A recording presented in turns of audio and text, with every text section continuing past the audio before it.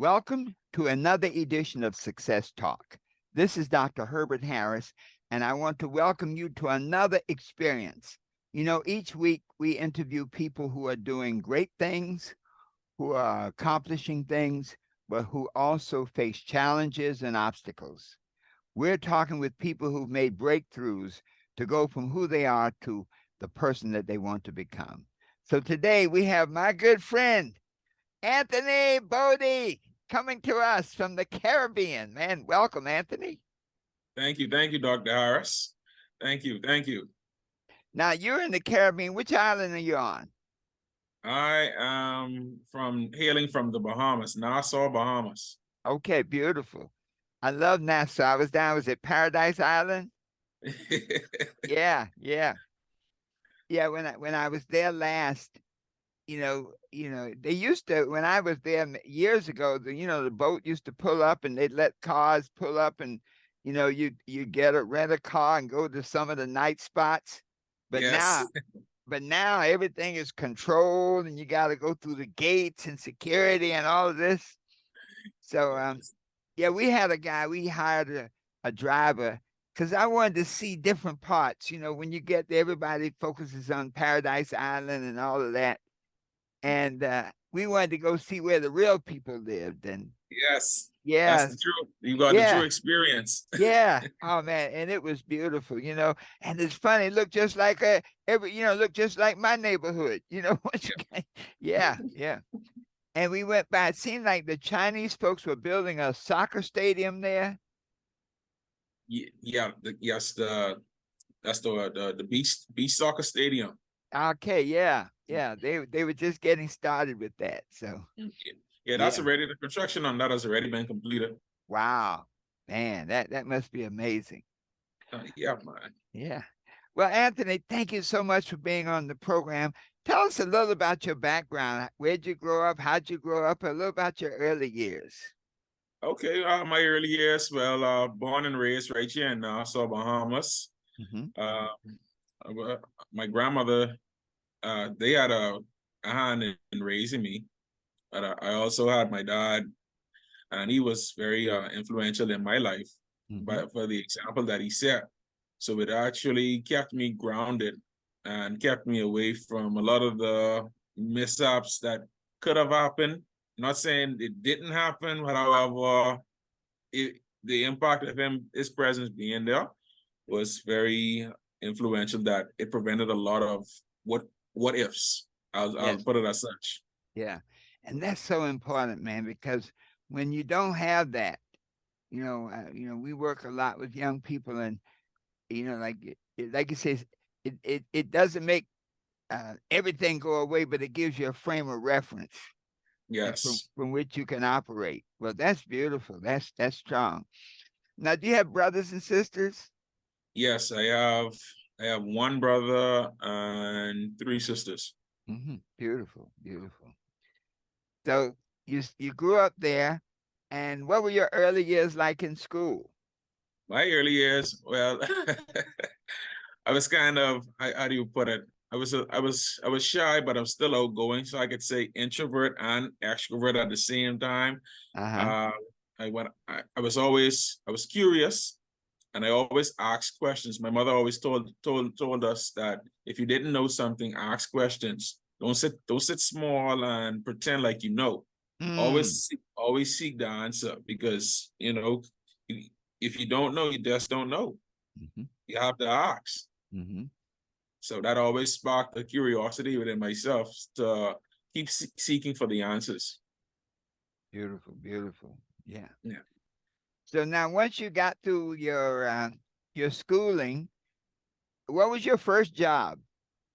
Well, actually, my first job, I'll put it as such.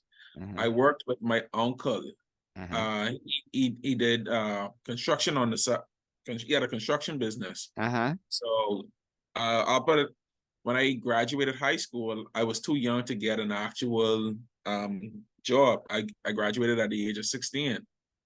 So I had a 2-year waiting period before I could actually get a legit job. So I started in the construction field and got a good feel of masonry and carpentry. and that kept me grounded, and kept funds in my pocket to pay my one or two bills. Uh-huh. And I'll say, right after that, I got a job at a travel agency company.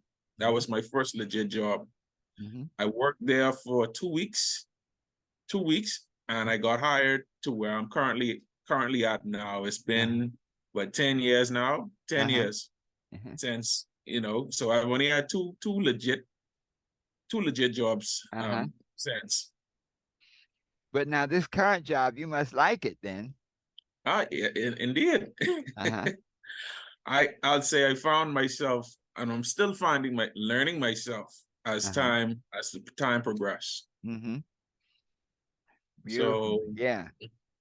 So now what do you do on your current job? currently, right now, I'm a fiber to the home technician. Okay. Yes, Yeah. yes, yeah. So I started in the customer experience division at my current business place of Uh-huh. employment. Started in the customer care division. Uh-huh. I I used to program. I used to program set-top boxes. Uh-huh. Okay. Yes. So from there, I applied for a technician's role. After that, that would have been my second promotion, and Uh-huh. now on my third as a fiber technician. Wow. You could say I enjoy the customer experience because you Uh-huh. get to it. It brought me out of my comfort zone, so I grew a liking to meeting different people. Beautiful. Beautiful. Well, that's a strong piece because many young folks now don't, well, the communication skills, there's so many diversions, like when I was a kid, well, when I was, I think I saw my first television when I was maybe 9 or 10. Mm, Okay. It, and and so you didn't have the distractions that you have now.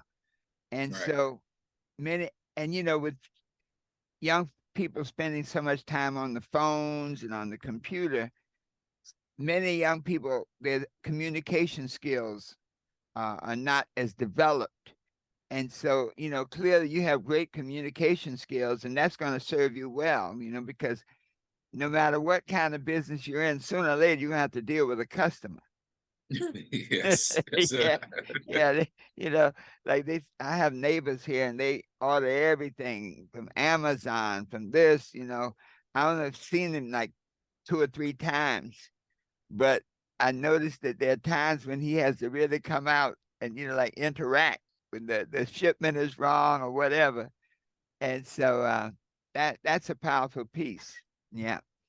So where do you see that leading you? What's your next step in life now? Well, my next step in life, I'll say at this current stage, Hmm. it's aiming towards entrepreneurship. Hmm. Entrepreneurship.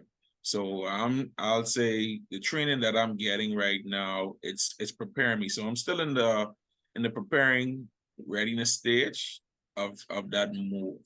Hmm. Hmm. Yes. Well, that's an area that many people, well, the job market is so strange now, especially, after the pandemic. Right. Uh, I think a lot of the world got accustomed to operating online, and people got away from jobs. A lot of jobs disappeared. Right. And so that entrepreneurship is a key experience is necessary. Yeah. Right. Wow. Mm. Is there any particular area you're interested in? I would say sales. I Mm-hmm. was reading, I was listening to an audio from that's what W. Clement Stone. Yes. And Yes. man, he is such a vast resource of information Yes. because there isn't a limit in sales. So No. it's No. basically all on you. Yeah. Yeah. We often say sales was always an area that I enjoyed, network marketing, direct marketing. Even though I practiced law, I always, that idea of unlimited income, you know, Yes. unlimited potential, in law, there was always a limit. I mean, in a sense, I guess you could get one of those big multi-million-dollar cases, but how many of those come along? Yes, yes, Yeah, yeah. So, yes. So I would say um, after all of my report cards in school, mm-hmm, a lot mm-hmm, of a common trend that I realized that mm-hmm, all of my teachers always made this quote: mm-hmm, "You have a lot of potential. mm-hmm, You have a lot of potential." And I was wondering, what does that really mean? What does "you have a lot of potential" mean? And I summed it up to say that within me, I have a mass resource of untapped potential inside of me that I just have to keep picking at it to open up to really see the gifts that I have inside of myself. And the only way mm, that I'm going to achieve that is if I step out in faith and check and continue to challenge myself. mm. Well, and thank you. You purchased a copy of the Success Toolbox, and one of the goals of that was to help a person assess their situation, and that's why we did the audios, is to really look at where you are and do an assessment on how what are your strengths, we call it your wins and lessons, and in life whatever happens to you is either a victory or a lesson. There's no such thing as failure. No, no, Yeah, it's always a lesson. yeah, There's yeah, always a lesson to be learned. yeah. So well, and so as a young person when you're working on that, I mean, I take my hat off to you because you grounded, through your father, your family. You have good work ethic, when you're working hard to move ahead in your profession. When you look back, what do you think was your biggest obstacle to date? In other words, where you are right now, you've been with the company 10 years and you're getting ready to step up to the next level. What has been, as a young man, what was your main obstacle that was slowing you down? Well, I'll say low self-esteem, a lot, weak confidence, and believe it or not, others around me say that I project confidence Mm-hmm. quite fluently, but I feel as though inside that I don't. So self doubt, low self esteem, and weak confidence. Those were some of my biggest obstacles coming growing up. Mm-hmm. Mm-hmm. Yeah. When I realized that, I said that this is something that I have to work on, and it's in so much different areas in regards to even to public speaking. Yes, yes, And I owe a lot of my success thus far to my Toastmasters Club, the first Bahamas branch of Toastmasters Club 1600. yes, So they're continuing to develop me, and I have a lot of mentors that are continuing to pour into me, and yes, also yourself. Like I said, I had a copy of the book for for years, yes, and yes. I recently stumbled across it going through my library. Uh-huh. I was like, I remember this book. A friend of Yes. mine gave this to me. Uh-huh. A friend of mine gave this to me, and I was like, let me take a look at it. Let's see what's inside of it. And it was so much. It was so much I didn't realize that. I said, hold on, I got to get back into it, and especially down to the affirmations, the 12 Yeah. affirmations. Yes, yes, yes. Well, that, and thank you so much, because one of the reasons we wrote the book was for young people to try to shorten their learning curve, to point out some of the pitfalls. Was there any particular part of the book that still stood out for you? The goal setting, when Mm. it comes down to the goal settings, Mm-hmm. yeah, we go. I realized that we go through life just winging it. A lot of us we just wing it through life, where Mm. we don't set actual goals, and we don't set timelines to those goals. So it's just throwing arrows out into the open with no target to hit. Mm. Mm. Wow. Yeah. Well, that, the Bible says where there's no vision, the people perish. And then the Habakkuk says, write the vision and make it plain. Yeah, yeah. And so, well, that's, Anthony, that's, I think, a really profound, part of the book. And without goals, nothing else really works because it's like having a GPS and no destination. Destination. you know, so goals can give you that kind of destination that can take you where you want to go. So now, the things that were slowing you down. So you've been studying. What the first thing is to recognize that it was an issue, and the Toastmasters. Now, how long have you been working with Toastmasters? I've been with Toastmasters program for about 2 years. Okay. Uh-huh. It's 2 years. Yes, 2 years now. Yeah. Yeah, I joined during the pandemic, and it was a really great outlet for me, Yes. because prior to, I was going through some stuff internally, whereas I needed help, and I had asked a question to myself. I said that I need growth and direction and development, and I stumbled across a friend of mine who was currently a Toastmaster, and we had lost touch due to the pandemic. And I went for a walk one day, and I stumbled across this friend during that walk, just out of the blue. I was Mhm. like, "This isn't a coincidence. This is supposed to happen. We were supposed to meet back up." And from there, it's been 2 years now. Mm. I, I challenged myself. I ran on the executive team for our Toastmasters club. I I lost the first election. Mm. However, I stuck in there, and I successfully became the sergeant at arms in Yes. the prior election, which I'm currently serving at now. Uh-huh. And I'm challenging myself again in this up and coming election for the position of secretary.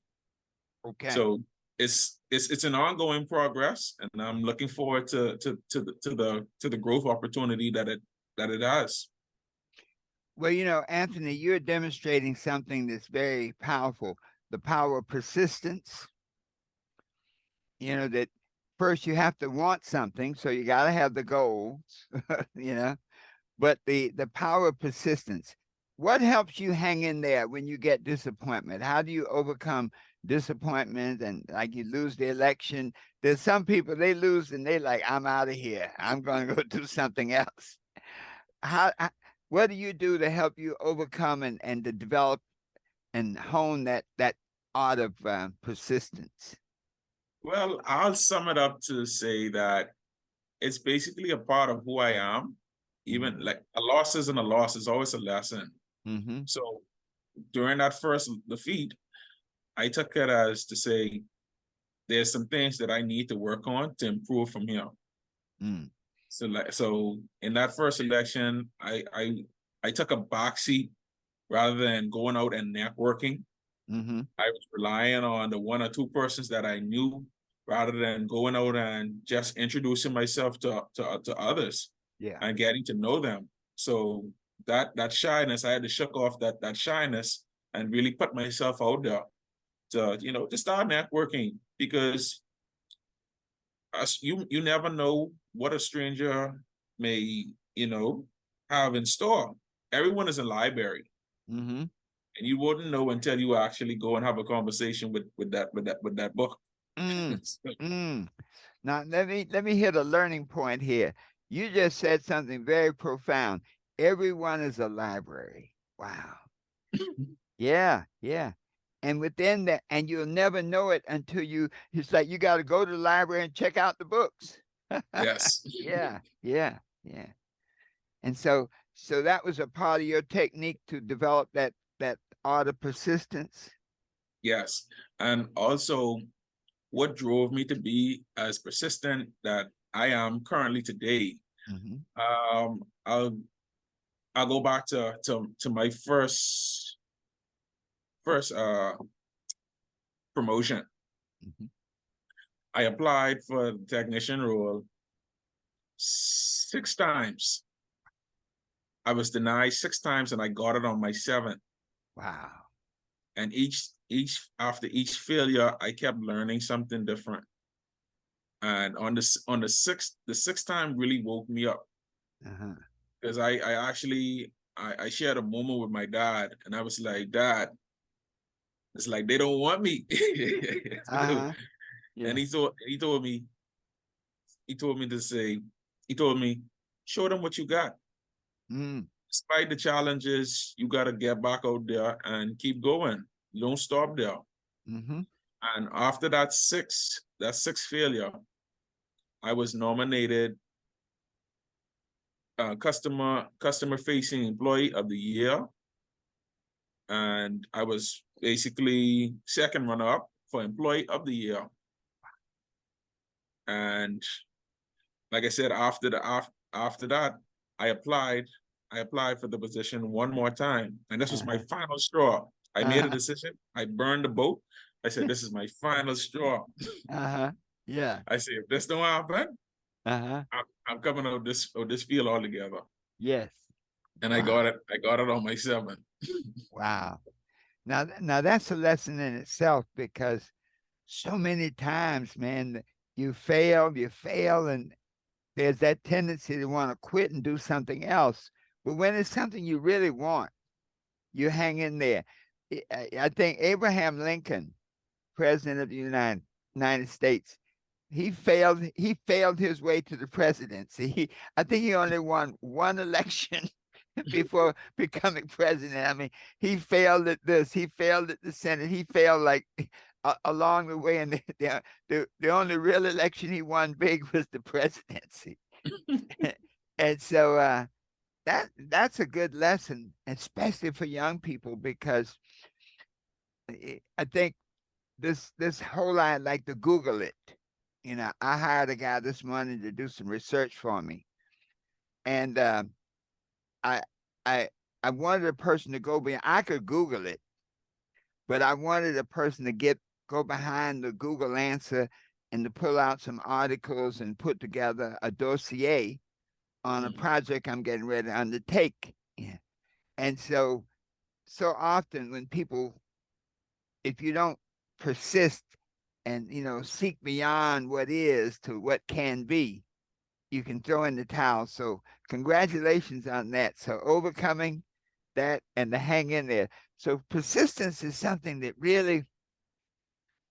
Now, what do you think? I'm sure there were other people who tried and failed. What was it, that one thing that you had that made you go on for that seventh time? Because who was that said? One fellow said, "It's not how many times you stumble down; it's the number of times you pick yourself up off the ground." Yeah. Yes. So what was it that made you keep trying? Um, what was it? I would say my son. Okay. I knew that I wanted a better life for him, Hmm. because this all this work I'm doing, it isn't for me. It's Hmm. for him, and it's for the generations that comes after me. So, I basically like buckled down and said, let me get things together. I was at a position where I wasn't earning as much as I can in the current role, and I knew the opportunities that lied within becoming a technician, Uh-huh. because I'm more hands on. Yeah. So the development and use of of my skills, it would have really brought a brighter side of me out. Yeah. Now, how old is your son? My son, he's 10 now. Okay. Uh-huh. Yeah, So he's now. Do you have any other children? no, just him one. Okay. All right. So that's interesting. Because the child changes the game, doesn't Yes. it? Yeah. You gotta keep going, Yeah. because they look up to you for substance and for guidance. So yeah, I basically had to get things in order for Mm, him urgently. yeah. But you know something, as you've been talking, I can see that chain. You had a dad who was an inspiration to you. So you had a model really to follow. Yeah. Yes. So, man, congratulations. Kudos to your dad. Yeah, appreciate it. Appreciate it. Yeah, yeah.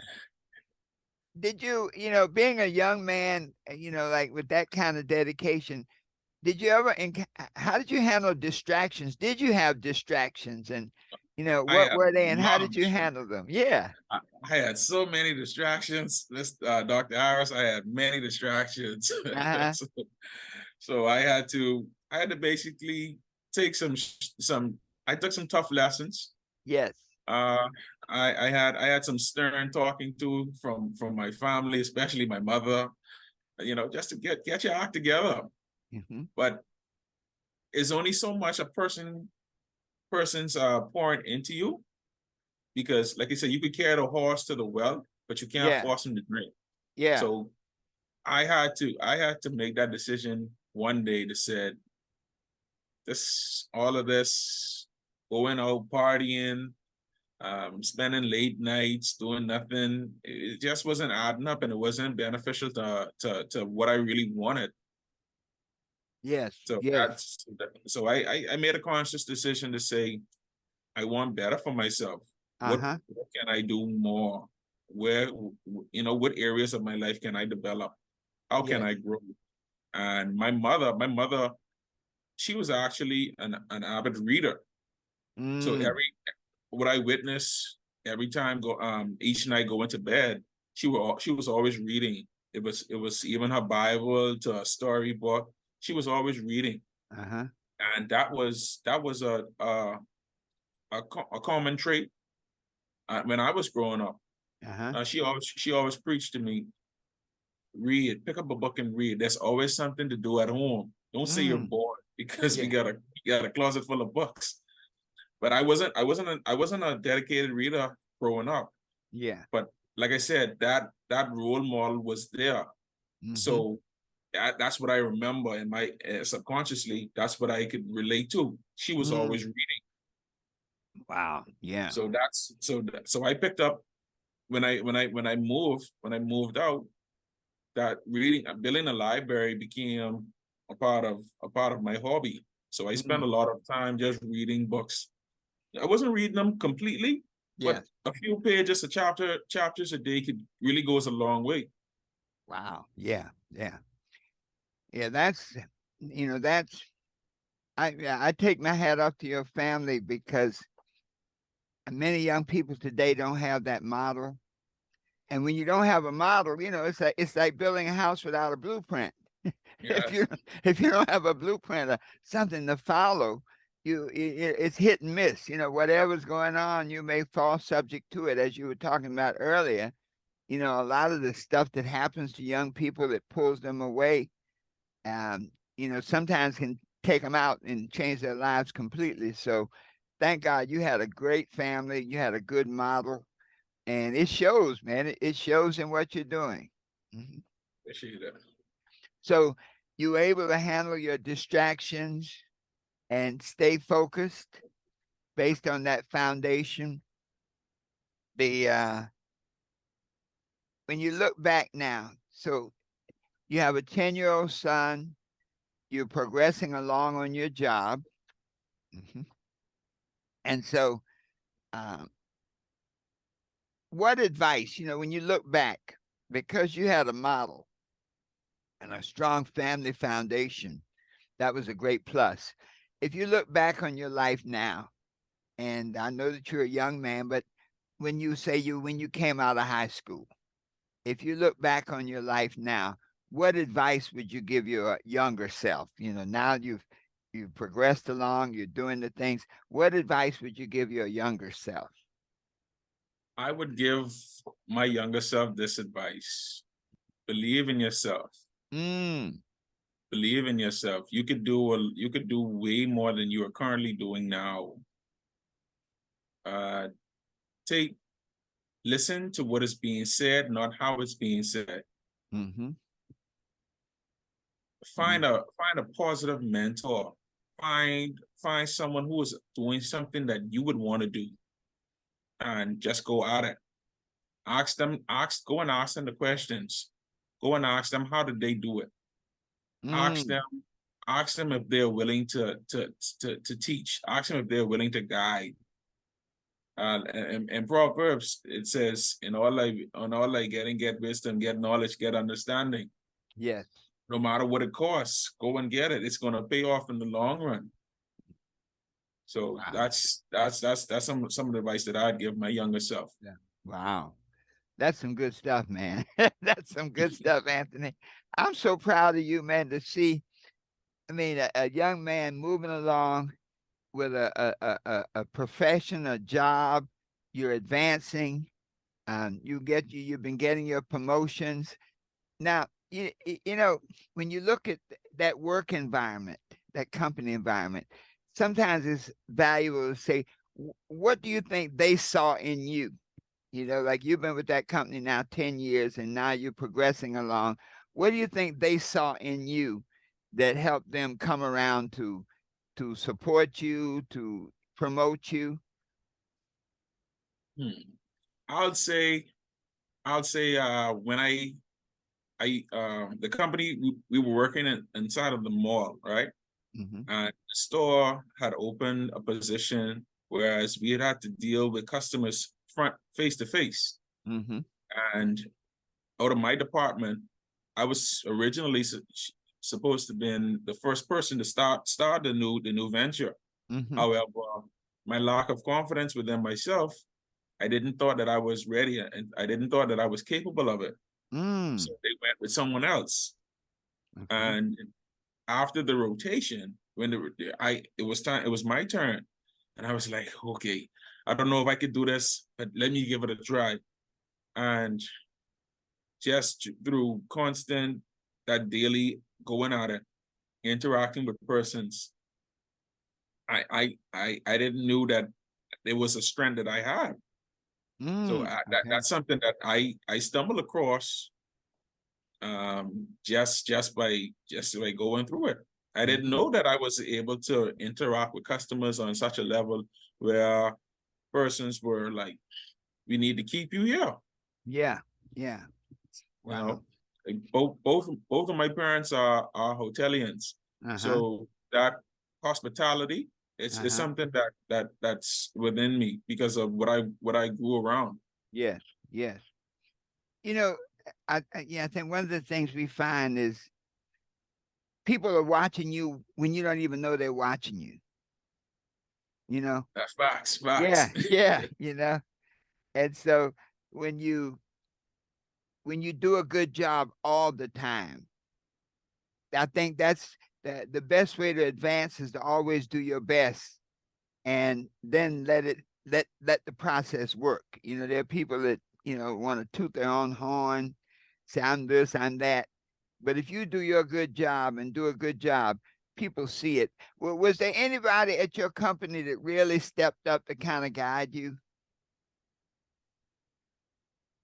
Yes, I've had few colleagues that really coached me. It's Uh-huh. going back to the promotion on that seventh try. Like I said, I wasn't. It was my last straw, and I wasn't going to apply.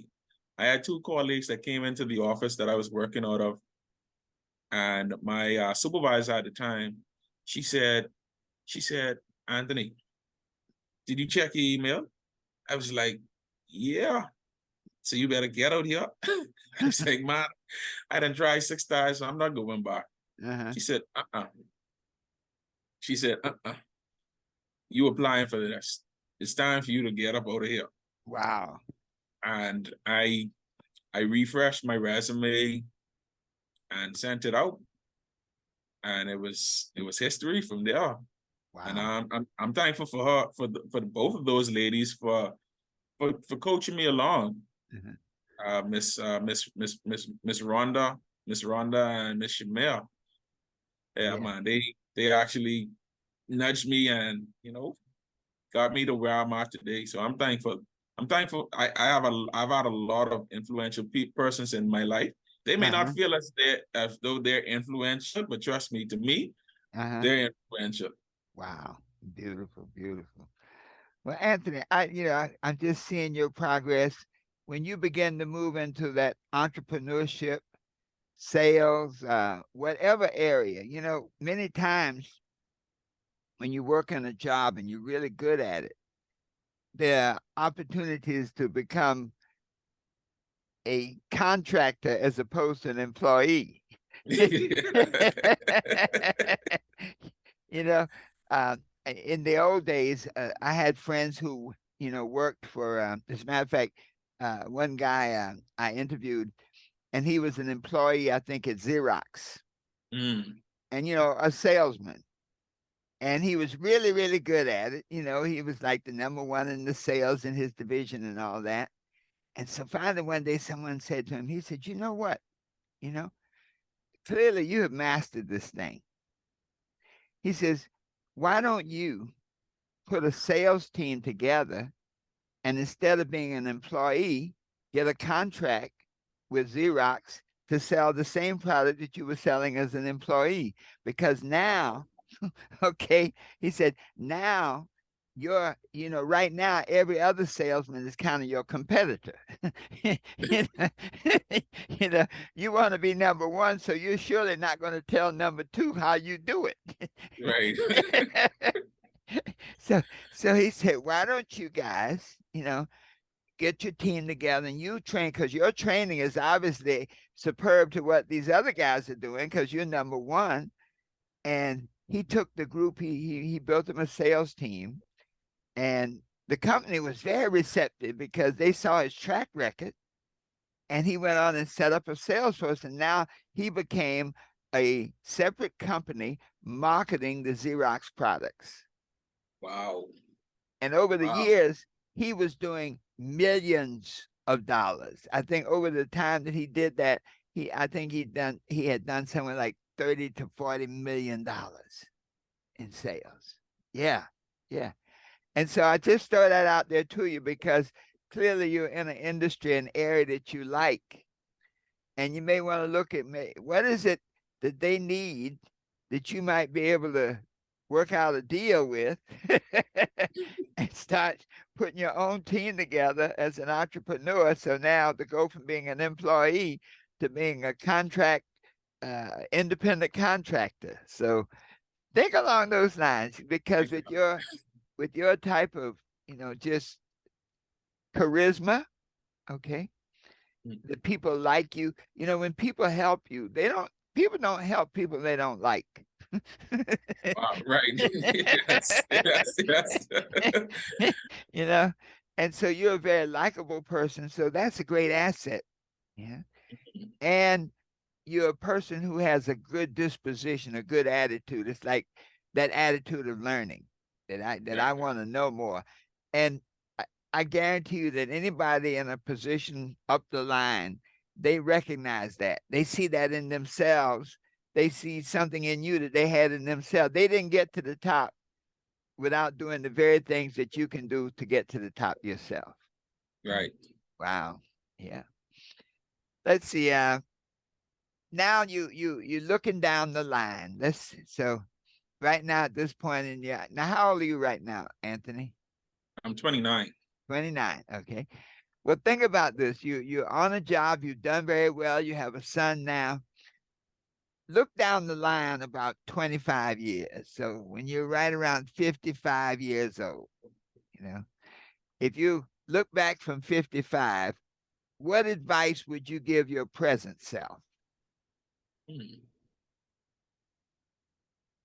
What advice would I give my present self Yeah. at Yep. 55? At 55, where would you like to be at 55? Hmm. At 55, I would like to be running my own establishment, Uh-huh. be running my own establishment. At 55, I would love for my son to be spearheading our establishment. Yes. I would I want to be able to make a positive impact within my country. Mm-hmm.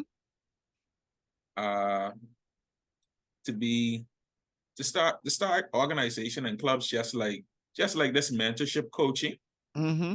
to continue to develop us in general. That's Mm-hmm. both boys and girls. Yes. men and women, Yes. you know, just to be charitable, Uh-huh. to give back, because we hold so much inside of our head, Mm-hmm. and with our constant development, it's hard to just keep it all for ourselves.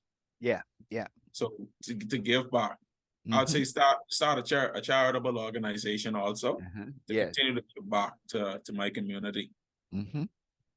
Wow. Uh, So now, based on that projection, what advice would you give your current self?